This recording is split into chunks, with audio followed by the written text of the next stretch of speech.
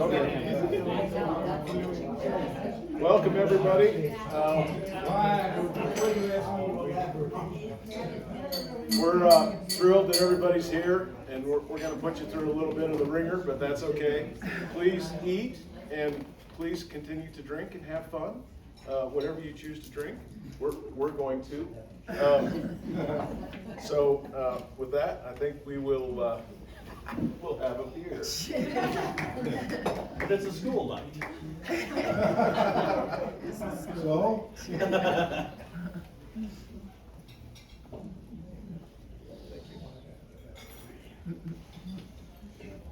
Mom and Dad both requested that we would not have a funeral service for them. They were devout about that.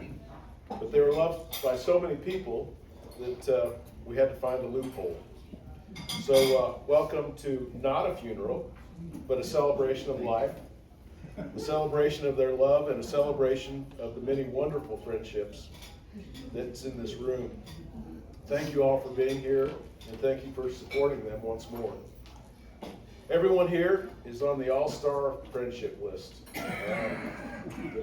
We have golf buddies, we have breakfast buddies, cribbage buddies, seat savers at CMU games, longtime neighbors, tennis partners, beloved cousins, great schoolmates from Delta High, the gourmet group, friends from the legal world, and longtime co-workers, travel mates, hunting buddies, and hell-raising friends. Oh, Mom and her hell-raising friends. that was more Dad. So after their retirement, Mom and Dad traveled the world, and you all supported our Mom and Dad as they traveled through their last difficult years. You especially supported our dad. You had him over for dinner. You picked him up and took him out to dinner. You visited him when he was in the hospital or in his assisted living. You kept an eye on him. You helped with his legal affairs when he no longer could. You talked to him on the phone, planned birthday parties for him, took him to basketball games. You listened to music with him, kept him company. You kept him engaged, and you kept him going. During his lifetime, Dad was in 3 fender benders, and each time, Don Ice was in the car with him riding shotgun. Dad said after the 3rd wreck, "I can't believe Don still rides with me." But ride with him he did, to the very end. Even when the road got rough, Don Ice was there to play weekly cribbage games with Dad. Don Ice was there to help get him up, help get him dressed, and get him to the weekly buddy breakfast or to a dinner with friends. Don Ice, a friend for life, and we should all be so lucky. Amen. Amen. And we're lucky to have Don Ice here to talk today about Mom and Dad. Don? Yeah.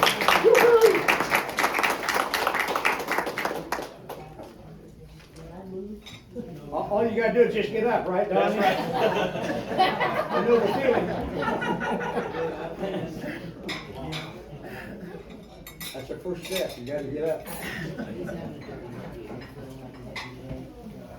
didn't get you a drink. I need to thank Drew and everybody for those kind words. I have just a little bit written down, so I should be finished by the end of the first quarter.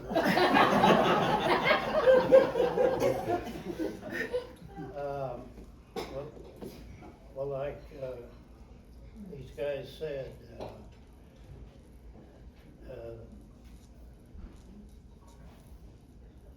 they covered a lot in their parents' obituary, but I thought I would try to mention a couple other things.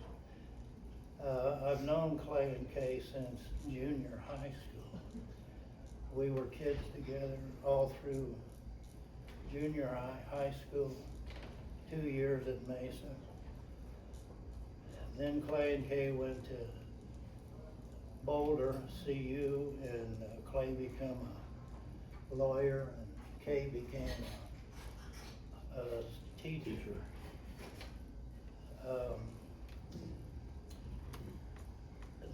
They, you know, since that time, they've accumulated an awful lot of friends and good friends. Clay enjoyed hunting, cards, family, lake pile, and 50 years of golf. Clay was not the best golfer on the course, but he had something that most golfers don't. He could have a bad hole, take several extra strokes, but he always finished the hole and then moved on. He never got, I don't know what the word, frustrated, I guess, at least on the, you know, on the outside. He might have on the inside, but he never cussed, never threw clubs, and was joking. Well, I never saw him. But anyway, he would joke about it later. Several of us went to a golf tournament in Cedar Ridge, which if you ever played there, you could lose a lot of balls on that back nine. But anyway, after we finished and turned our scores in, Clay went over to look at the scoreboard, and he came back and said that somebody had posted a bowling score by his name.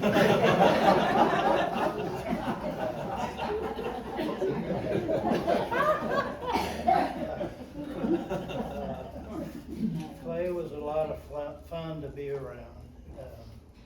He always had a new joke or two to tell every time you saw him for a golf match or a card game.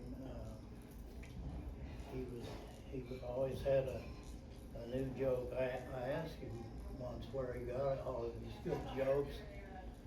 He wouldn't tell me, but anyway,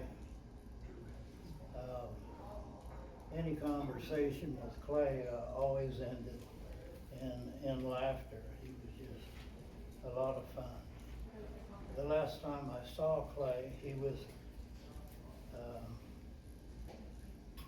in the assisted living at Capello's, and we visited for a while. We didn't play cards, and I noticed that he was getting tired, and so I told him I probably better go. So as I got ready to leave, he said, "Thanks for stopping by and helping cheer me up. You could not find a better friend than Clay or Kaye, and I miss them every day."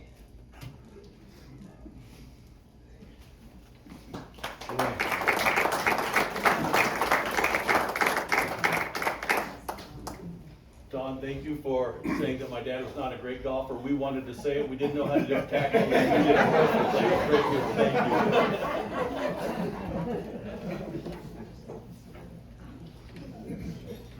Well, that's a tough act to follow. If you look in a Delta High School yearbook for 1957, you'll catch a glimpse of the budding love story, betting maybe two, of sweethearts Kaye Goddard and Clay Hanlon and what they wrote to each other.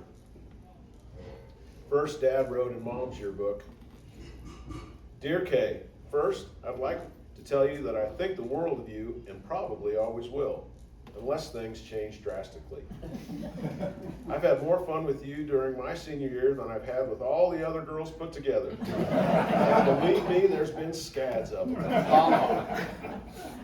I think you're terribly pretty, and as far as I'm concerned, you're the best whether you believe it or not. Love, Clay. And then he even added a postscript that said, P.S. Did you hear the joke about the 2 holes? Well, well. Maybe not his first joke, but definitely his first recorded joke.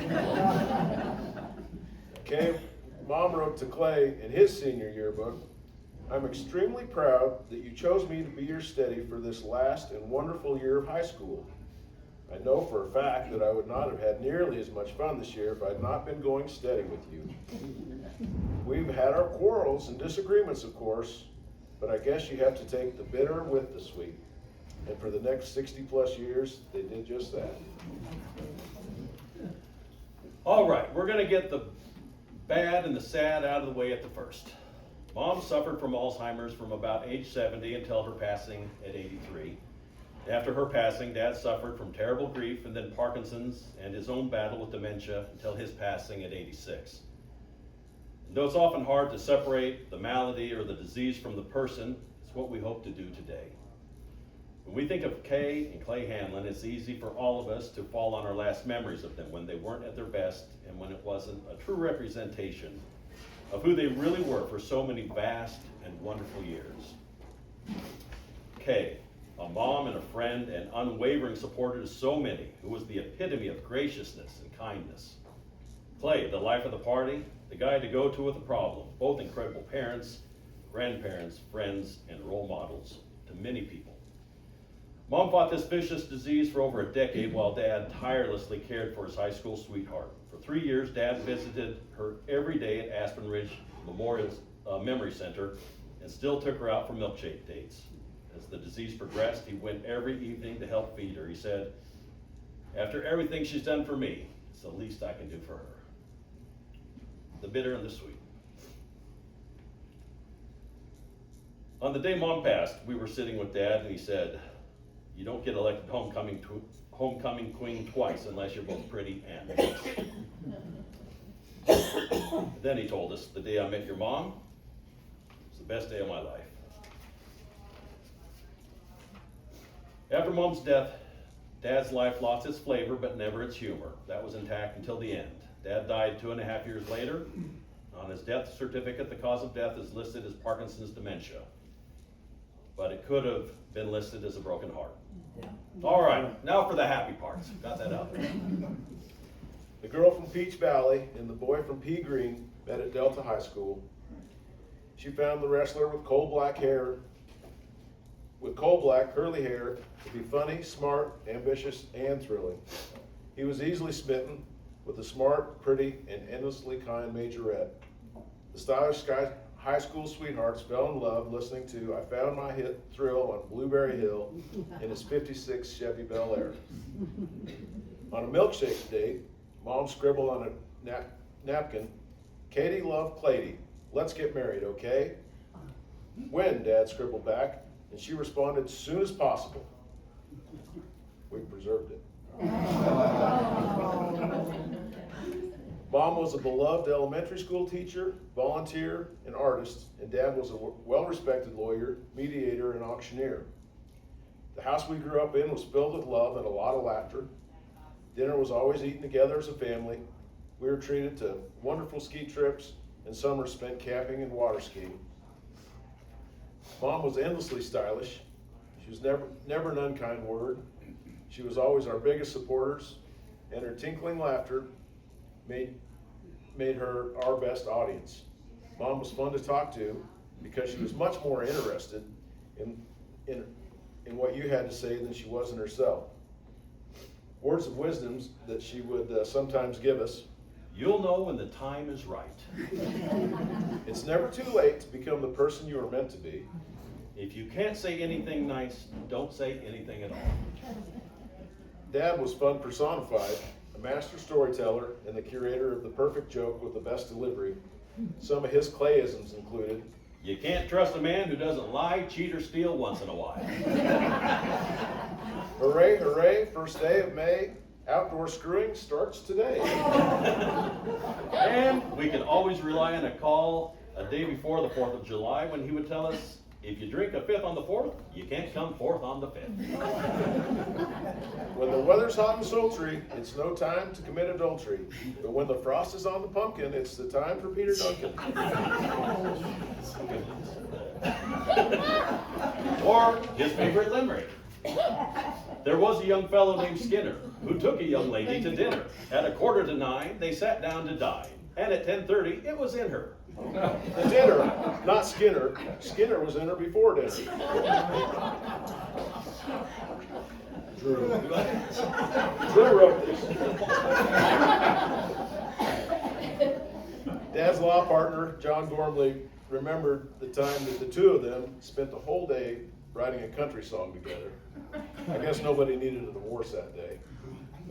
John told us, thankfully, a copy of this does not exist. John, our dad, kept a copy of everything. Here's the first stanza of the song titled, Everything But the Blame. She picked the good couch quick and the only dog that wasn't sick. She took everything but the blame. But make no mistake, Mom had some laugh lines too. The story Dad loved to tell from when they were first married and Mom was writing a letter to a friend. Struggling to find things to write about, she asked Dad, what should I tell her? Dad shot back, tell her my penis grew a foot. And to that Mom replied, to be clear, do you mean 12 inches or 5 toes? All right. If anybody thought, probably no one was warned that this celebration of life was going to be PG-13. Yeah, we got to get this back on paved road. Bible verse? Amen, brother. All right. 1 Corinthians 13:7 emphasizes that love is resilient and perseveres through all. It says, love bears all things, believes all things, hopes all things, endures all things. To be sure, Mom endured a little bad behavior from Dad, such as the yearly Lions Club Carnival, an event that Dad had taken part of for years, a day when adults dress up in silly costumes for a parade down Main Street, and then a fundraising carnival at the Two Rivers Convention Center. Oh, and the drinking starts in the morning, goes through the day, all the way to the next day. One year, Dad really overshot the course, and Mom had to drive down to Two Rivers to pick him up from the after party. She found him spilled out on a table. From there, she navigated him down the cement stairs to her car that she parked out front. She propped him up against the hood and then went around to unlock the door on the other side. When she looked back at him, he was gone.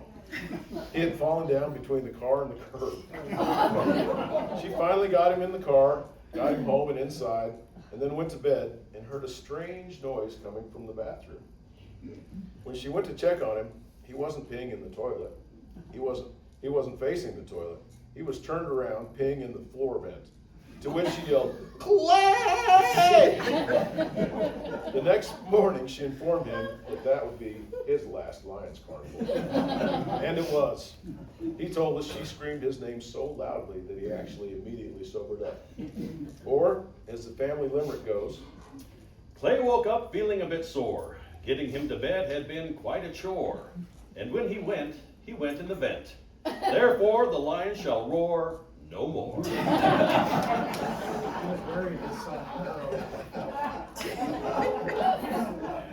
For us, laughter is a true legacy, and with such great role models, we both followed our parents' footsteps by bearing our own high school sweethearts. Exhibit A. Mom and Dad welcomed Lainey and Sherry into our lives as if they were their own. Mom and Dad welcomed Lainey and Sherry into their lives as if they were their own daughters. And they were wonderfully involved grandparents to Connor, Emmy, Carly, Cal, and Dulcie. They were delighted when their great-granddaughter Mary was born. Mom had a knack for doing fun projects with the grandkids while sneaking in a little learning. She hosted many tea parties for both princesses and pirates. And Dad taught them all to play the nose flute and pass on the love of the golf to the grandkids. So if you found this on your table, that's for you. For the 50th anniversary, we took a trip to Ireland, all 11 of us. We saw the mystical cliffs of Moher, kissed the Blarney Stone, and had a great time. On the last night of the trip, in the lobby of a Dublin hotel, Mom and Dad danced to Blueberry Hill as some hotel guests gathered to watch them dance. And Dad said to them, "Seemed like a good idea 50 years ago."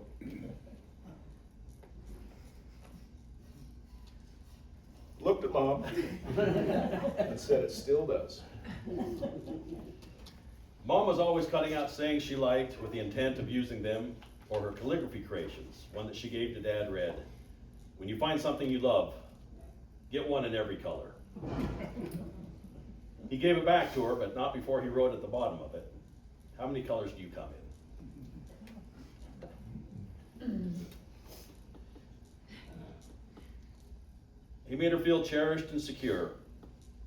She made him feel valued and supported. Folded up for over 40 years in the back of Dad's checkbook, we found a Daily Sentinel newspaper clipping from the year 1982 with a printing of Robert J. Hastings' The Station. And it reads, "When we reach the station, that will be it, we cry. When I'm 18, when I buy a new car, when I put the last kid through college, when I have paid off the mortgage, when I get a promotion, when I reach the age of retirement, I shall live happily ever after." Sooner or later, we must realize there is no station, no one place to arrive at once and for all. The true joy in life is the trip. The station is only a dream. It constantly outdistances us. It isn't the burdens of today that drive men mad. It is the regrets over yesterday and the fear of tomorrow. So stop pacing the aisles and counting the miles. Instead, climb more mountains, eat more ice cream, go barefoot more often, swim more rivers, watch more sunsets, laugh more, and cry less. Life must be lived as we go along. The station will come soon enough. While they could, Mom and Dad did their best to follow this. Clay and Kaye Hanlon lived a good, full, charmed life. And how could they not? Their names even rhymed like a song. Mom loved many kinds of music, especially classical. Dad loved both kinds of music, country and western. The song they both liked by Waylon Jennings and Jesse Coulter sums up the bitter and the sweet of a long marriage. In it they sing, "Storms never last, do they? Bad times all pass with the winds. Your hand in mine stills the thunder, and your love makes the sun want to shine." We take comfort knowing the sun is shining on them once again. And we would like to raise a glass to our high school sweethearts.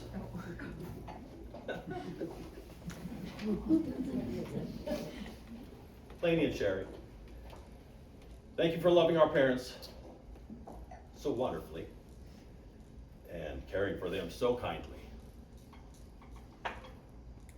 And making this whole thing possible and gently telling us exactly what we should do.